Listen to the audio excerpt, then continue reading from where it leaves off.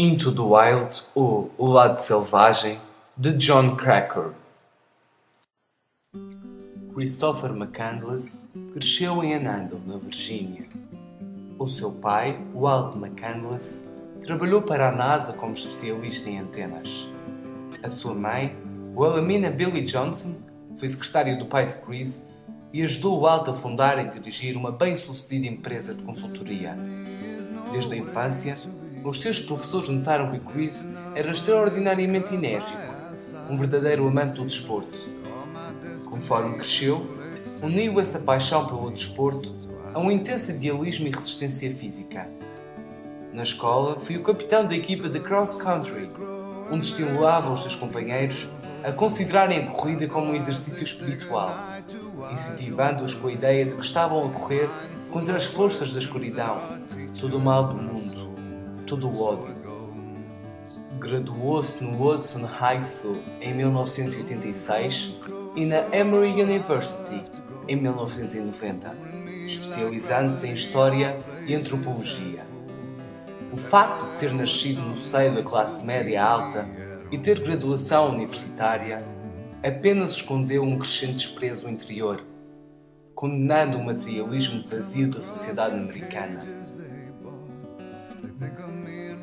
Os trabalhos de Jack London, Leo Tolstoy e Henry David Thoreau tiveram uma grande influência sobre McCandless, que sonhava em deixar a sociedade para uma espécie de epopeia de contemplação solitária, inspirada em Thoreau. Logo após acabar o curso na Universidade de Atlanta, em 1990, Christopher McCandless doou os $24.000 que constavam no saldo bancário a instituições de caridade e desapareceu sem avisar a família. Já não era a primeira vez que Chris decidia fazer uma viagem pelos vários estados americanos, sozinho, dependendo da natureza e do que encontrava no caminho para sobreviver. Mas daquela vez foi diferente. A sua raiva quanto à civilização em que vivia, quanto às mentalidades e materialismos da época, constituíram um forte ponto de partida para a grande decisão.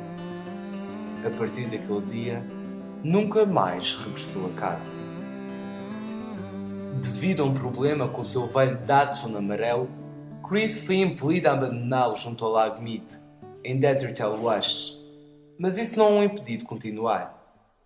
Encarou a situação como um sinal do destino e abandonou junto ao carro grande parte dos seus pertences e queimou todo o dinheiro que trazia consigo, cerca de $123. Chris McCandless partiu a pé em direção ao oeste, adotando um novo estilo de vida, no qual era livre, e assumiu o nome de Alexander Supertramp, seguindo os ideais de Thoreau, Tolstoy e Jack London em busca de experiências novas e enriquecedoras. Foi à boleia e chegou a Fairbanks, no Alasca, fazendo amigos e conhecendo lugares magníficos pelo caminho. Entre as suas aventuras, destacam-se uma descida ao Rio Colorado em canoa. Enquanto isso, Walt e Billy McCandless, pais de Chris, ainda tentaram encontrá-lo, mas em vão. Apenas sua irmã, Karine, recebia uma carta de vez em quando, e nem a própria sabia a sua localização.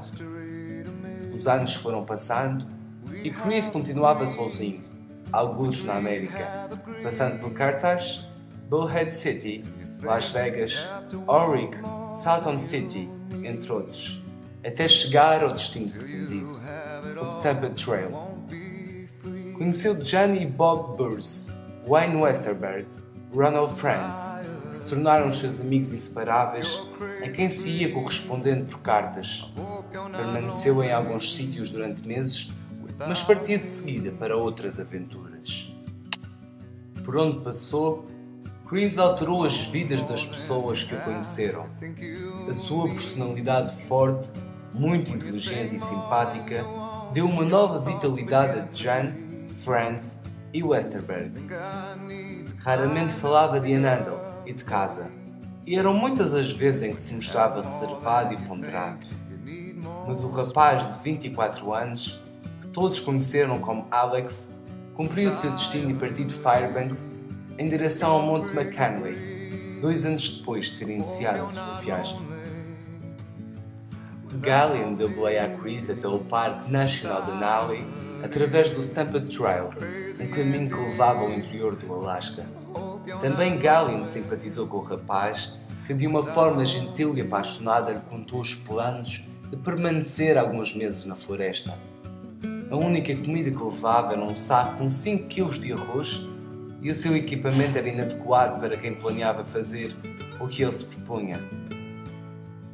Ainda assim, o rapaz parecia determinado e nada o podia dissuadir. Partiu assim para o desconhecido, ignorando a hora e o dia, numa quinta-feira de abril, sem deixar rasto. Através de um diário que manteve na contracapa de vários livros, com 103 entradas, podemos compreender o que realmente aconteceu a Chris McCandless na sua viagem ao interior do Alasca. Esses registros cobrem do eufórico até o horrível, de acordo com a mudança de sorte de McCandless. Alimentou-se do que trazia e de algumas bagas que colheu na natureza, tal como de alguns animais que caçou com sucesso. De entre estes destaca-se o episódio do alce, que, como McCandless considerou, a maior tragédia da sua vida. Leu vários livros, rabiscando-os com pensamentos próprios sobre a vida. Passeou por diversos bosques, mas o local onde permaneceu mais tempo foi logo abaixo da Cordilheira Externa, onde ainda hoje se encontra um autocarro abandonado, do número 142, do Fairbanks Transit System, que serviu de residência a Chris, onde pernoitou e escrevinhou algumas frases no seu interior, nos meses que se encontrou na caminha pela terra durante 2 anos, sem telefone, sem grupos, sem animais de estimação, sem cigarros. A liberdade total, um extremista, um viajante esteta cujo lar é a estrada. Fugi de Atlanta, não devereis regressar, porque não há nada melhor que o Oeste. E agora, passados 2 anos de vagabundagem, chega a aventura final e mais extraordinária. A batalha em tom de clímax, para destruir o falso ser interior e vitoriosamente concluir a revolução espiritual. 10 dias e 10 noites de comboios de mercadorias e de boleias trazem-no para o grande norte branco, sem jamais ter de voltar a ser envenenado pela civilização. Foge e caminha sozinho pela terra, para se perder na floresta. Alexander Supertramp, maio de 1992. Permaneceu cerca de 4 meses nas montanhas, sobrevivendo à custa do que encontrava, totalmente sozinho, totalmente livre. Em 6 de setembro de 1992, 2 trilheiros e um grupo de caçadores de alce acharam esta mensagem na porta do autocarro: SOS, preciso de ajuda. Estou ferido, moribundo e demasiado fraco para sair daqui. Estou só. Isto não é brincadeira. Pelo amor de Deus, por favor, venham salvar-me. Estou aqui perto a colher bagas e devo regressar esta noite. Obrigado. O seu corpo foi encontrado em decomposição em agosto de 1992, embrulhado num saco de cama no interior do autocarro, já morto há cerca de 2 semanas.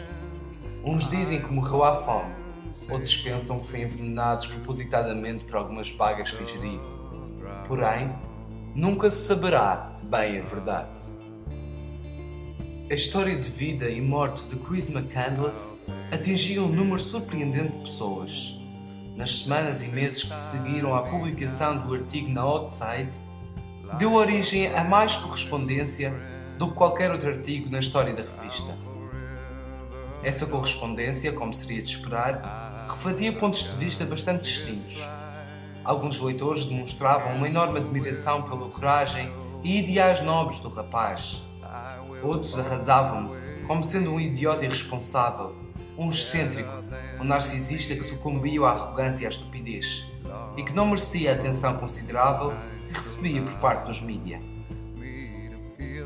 Quanto à minha convicção pessoal, acho que é claramente evidenciada na forma apaixonada de como falo de Chris McCandless, um ser humano, no real conceito dessa palavra.